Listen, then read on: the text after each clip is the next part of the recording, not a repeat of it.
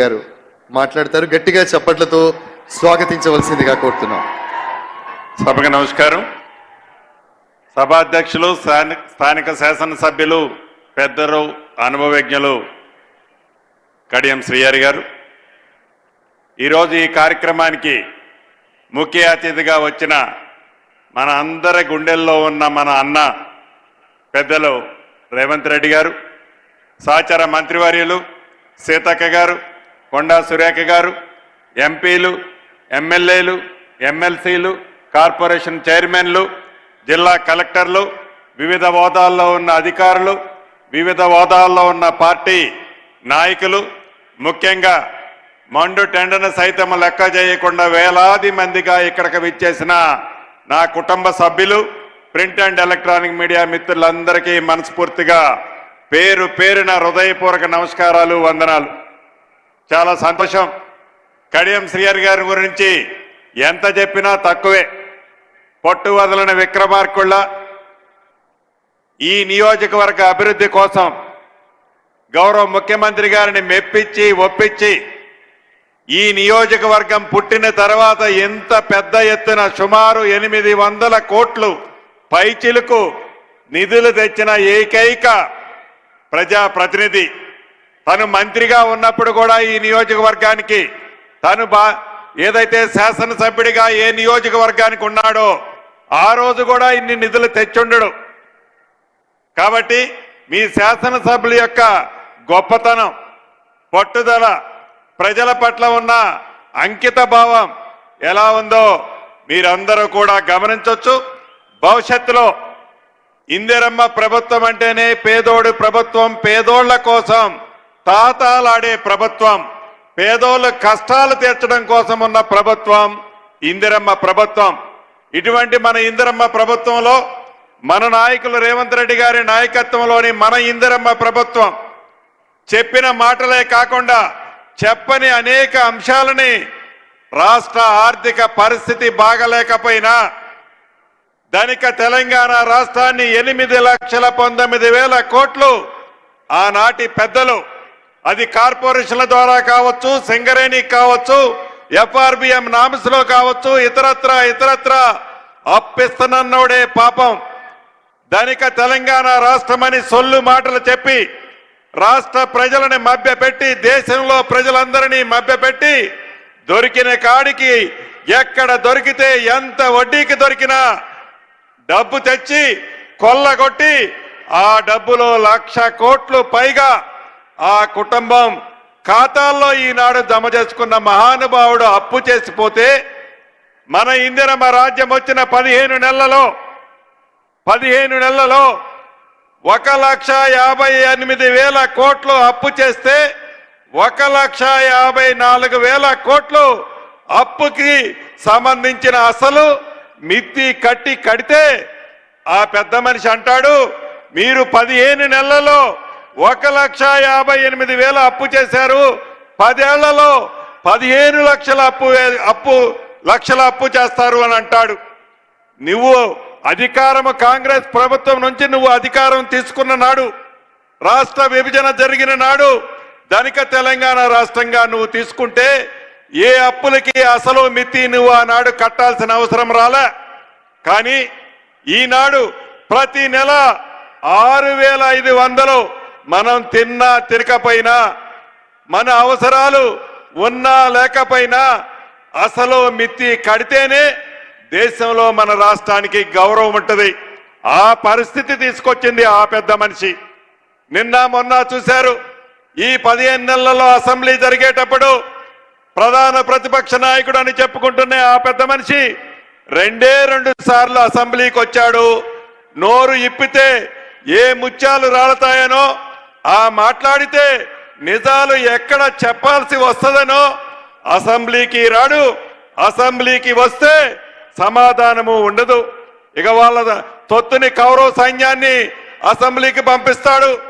మొన్న చూశారు మీరందరూ, దళిత స్పీకర్ అని కూడా లెక్క చేయకుండా అహంకార పూరితంగా బీఆర్ఎస్ పార్టీ నాయకులకి సూచనలు ఎవరిస్తారా అంటే ఆ పెద్ద మనిషి కేసీఆర్ గారు ఇస్తాడు. ఆ సూచనల ప్రకారం అహంకారపూరితంగా దళిత స్పీకర్ అని కూడా చూడకుండా ఎలా అసభ్యంగా మాట్లాడారో తెలంగాణలోని ప్రతి బిడ్డ గమనించాడు.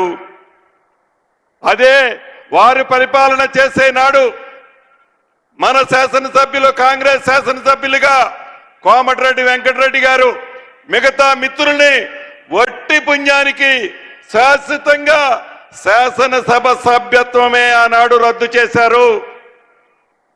నిన్న మొన్న గౌరవ ముఖ్యమంత్రి గారు ఈ రాష్ట్రంలో జరుగుతున్న పరిస్థితిని గురించి ప్రధాన ప్రతిపక్ష పాత్రని ఆ పెద్ద మనిషి ఎలా నిర్వహిస్తున్న దాని గురించి అనేక విషయాల గురించి క్షుణ్ణంగా చెప్పారు. కానీ అది వినే ఓపిక కూడా లేదు. వారు చెప్పేది తప్ప మన వినాలి తప్ప మనం చెప్పేది వాళ్ళు వినే ఓపిక వాళ్ళకి లేదు.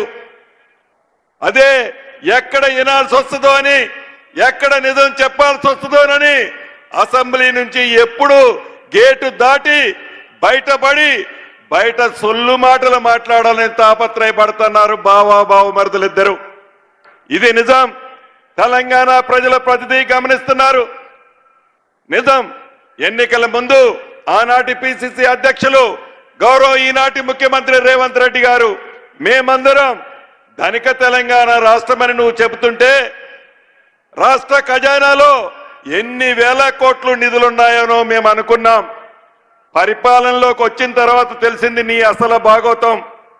8,19,000 కోట్లు అప్పు మా నెత్తిన పెట్టి సుమారు 1,00,000 కోట్ల పైగా దోచుకొని ఆ దోచుకున్న డబ్బుతో అహంకారంతో ఎర్రబీగుతూ ఇందిరమ్మ ప్రభుత్వం అని ఇందిరమ్మ ప్రభుత్వాన్ని తెలంగాణ ప్రజలు దీవిస్తే ప్రభుత్వం వచ్చిన 10 రోజుల నుంచి మిమ్మల్ని దింపుతాం వీళ్ళు వస్తున్నారు నా పార్టీలోకి వాళ్ళు వస్తున్నారని లీకులిస్తూ డబ్బుందనే అహంకారంతో ఇందిరమ్మ ప్రభుత్వాన్ని కూలగొట్టాలని తాతాలాడుతూ అధికారం కోసం కుట్రాలు పన్నిన మీరు ఈనాడు నిత్యము ప్రజల మధ్యనే ఉంటూ ప్రజల కోసం సుమారు రోజుకి 16 గంటలు కష్టపడుతున్న గౌరవ ఈ ముఖ్యమంత్రి గారిని, ఈ కేబినెట్ ని, ఈ సభ్యులని విమర్శించడమే ధ్యేయంగా పెట్టుకొని, గుడ్డ కాల్చి మీదేయటమే ధ్యేయంగా పెట్టుకొని అభివృద్ధిని మంచనే సంస్కృతి లేకుండా అభివృద్ధిని అభినందించకపోయినా కనీసం ఇంగిత జ్ఞానం లేకుండా ఏ రకంగా ఈ గడిచిన 15 నెలల నుంచి ఎలా నడుస్తున్నారో మీరందరూ గమనిస్తున్నారు. 2 సార్లు బుద్ధి చెప్పారు, అసెంబ్లీలో చెప్పారు, పార్లమెంట్లో గౌరవ ముఖ్యమంత్రి గారు అన్నట్లు పెద్ద గుండు సున్నా ఇచ్చారు. అయినా సిగ్గురాల. అయినా 2 సార్లు కర్రు కాల్చి ఓతబెట్టినా ఇంకా జ్ఞానం రాల. ఊహల్లో తేలుతూ మళ్ళీ మేమే ప్రభుత్వం వస్తుందని పగటి కలలు కంటూ కాలయాపన చేస్తూ ప్రజలను మభ్యపెడుతూ ఈనాటి ప్రతిపక్షం ఎలా నడుస్తుందో మనం చూస్తున్నాం. ప్రతిపక్ష నాయకుడు అంటే అసెంబ్లీకి రావాలి, అపారమైన అనుభవం ఉందని చెప్తున్నాడు ఆ పెద్ద మనిషి. 80,000 పుస్తకాలు చదివానని చెప్తుంటాడు ఆ పెద్ద మనిషి. ఏ రోజైనా అసెంబ్లీకి వచ్చి ఇలా చేద్దాం అలా చేద్దామని ఏ రోజు సూచనలు ఇవ్వాలా? ఎక్కడైతే విధ్వంసం జరుగుద్దో, ఎక్కడైతే ప్రమాదం జరుగుద్దో, ఎక్కడైతే ఇబ్బంది జరుగుద్దో అక్కడికి పోయి డాన్స్ చేస్తుంటారు ఆనందంతో. అంటే వారి ఆలోచన ప్రజలు చల్లగా ఉండాలన్నది కాదు. ఇందిరమ్మ ఆలోచన, ఇందిరమ్మ ప్రభుత్వం యొక్క ఆలోచన ప్రజల కోసం తాపత్రయపడుతుందన్నది వాళ్ళు మర్చిపోయి దొర పోకడతో, దొర ఆలోచనతో, దొర అహంకారంతో ఎలా నడుస్తున్నారో మనకు తెలియంది కాదు. ఉదాహరణకి అభివృద్ధి మేం చేశామా అంటున్నారు. వరంగల్ ఎయిర్పోర్టు మీరు 10 సంవత్సరాలు పరిపాలించిన నాడు కనీసం జిఎంఆర్ ఎయిర్పోర్ట్ నుంచి క్లియరెన్స్ తీసుకురావాలని ఆలోచన గాని ఇంగిత జ్ఞానం గాని లేని మీరు మీ పరిపాలన ఇందిరమ్మ ప్రభుత్వం గురించి, గౌరవ ముఖ్యమంత్రి రేవంత్ రెడ్డి గారి గురించి, ఈ కేబినెట్ గురించి మాట్లాడే నైతిక హక్కు మీకు ఎక్కడుంది అని అడుగుతున్నాను. నిన్న అసెంబ్లీలో ఆనాడి నీటిపారుదల శాఖ మంత్రి హరీష్ రావు గారు అంటాడు, గోదావరి పరివాహక ప్రాంతంలో వేలాది ఎకరాలు రైతులు పంటలు ఎండిపోతున్నాయని అంటాడు. దానికి కారకులు ఎవరండి? దానికి కారకులు ఎవరు? కాళేశ్వరం కట్టి మా అద్భుతంగా అని కట్టామని చెప్పి 7 ఇంతలే కాదు కాళేశ్వరం 8వ ఇంతని చెప్పిన మీరు కట్టిన 2వ సంవత్సరమే కూలిపోతే దాని మీద సుమారు 1,10,000 కోట్లు మీరు ఖర్చు పెట్టామని చెప్పి బొక్కితే ఆ అప్పునంతా ఈనాడు సామాన్య ప్రజలు తెలంగాణ బిడ్డలు కడుతున్నారు. గోదావరి పరివాహక ప్రాంతాల్లో పంటలు ఎండిపోవడానికి కారకులు మీరు కాదా? కృష్ణా పరివాహక ప్రాంతంతో పంటలు ఎండిపోవటానికి కృష్ణా పరివాహక ప్రాంతంలో తెలంగాణకు రావాల్సిన నీటిని కేంద్ర ప్రభుత్వంతో మీ స్వార్థం కోసం మీ కేసులు కేంద్ర ప్రభుత్వం ఎక్కడ బయట తెస్తుందోనని ఆనాడు ఆంధ్రప్రదేశ్ ఉన్న ప్రభుత్వంతో కుంభక్కై తెలంగాణకి రావాల్సిన కృష్ణా నీటిని ఆంధ్రాకి వదిలిపెట్టింది మీరు కాదా? అటు గోదావరి కానీ అటు కృష్ణా కానీ ఈనాడు తెలంగాణ రైతుల పంటలు ఎండుతున్నాయంటే దానికి కారకులు ఇందిరమ్మ ప్రభుత్వం కాదు, దానికి కారకులు మీరు ముమ్మాటికి. చివరగా ఒకటే, అది ఇళ్ల విషయంలో కానీ భూభారతి అంటే ధరణిని బంగాళాఖాతంలో వేసి భూభారతిని తీసుకొచ్చి రాష్ట్రంలో ఎవరైతే భూములున్న ఆసాములకి భరోసా ఇచ్చే భూభారత విషయంలో కానీ ఆర్థిక పరంగా రాష్ట్రాన్ని చిన్న భిన్నం చేసి ఆ చిన్న భిన్నం చేసిన రాష్ట్రాన్ని గౌరవ ముఖ్యమంత్రి రేవంత్ రెడ్డి గారి నాయకత్వంలోని మన ఇందిరమ్మ ప్రభుత్వం గాడిలో పెట్టడానికి కొద్ది సమయం పట్టింది. ఇచ్చిన ప్రతి మాటని ఒక రోజు వెనక ముందు కావచ్చు, ఒక నెల లేట్ కావచ్చు, కానీ ఇచ్చిన ప్రతి మాటని మాట తప్పకుండా ఇందిరమ్మ ప్రభుత్వంలో గౌరవ ముఖ్యమంత్రి రేవంత్ రెడ్డి గారి నాయకత్వంలోని మన ప్రభుత్వం బరాబర్ చెప్పిన ప్రతి కార్యక్రమాన్ని పేదోడికి అందిస్తుందని కూడా మరొక్కసారి ఈ వేదిక ద్వారా మీకు తెలియజేస్తూ 15 నెలల క్రితం ఏ ప్రేమ అభిమానంతో ఇందిరమ్మ ప్రభుత్వాన్ని మీరు తీసుకొచ్చారో రాబోయే 4 సంవత్సరాల తర్వాత కూడా అదే ప్రేమ అభిమానంతో గౌరవ ముఖ్యమంత్రి రేవంత్ రెడ్డి గారి నాయకత్వంలోని మన ఇందిరమ్మ ప్రభుత్వం చేస్తుంది.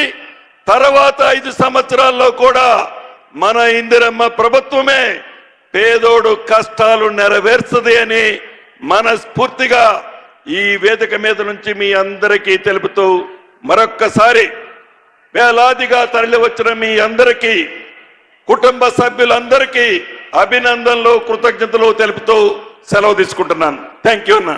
Thank you sir. గౌరవ మంత్రివర్యులకి ధన్యవాదాలు తెలియజేస్తూ ఇక ఆయన స్వరం ఎత్తితే ఆ స్వరానికి ఒక దేశపు జెండాకుండే అభిమానం ఉంటుంది. ఆయన మాట తుపాకీ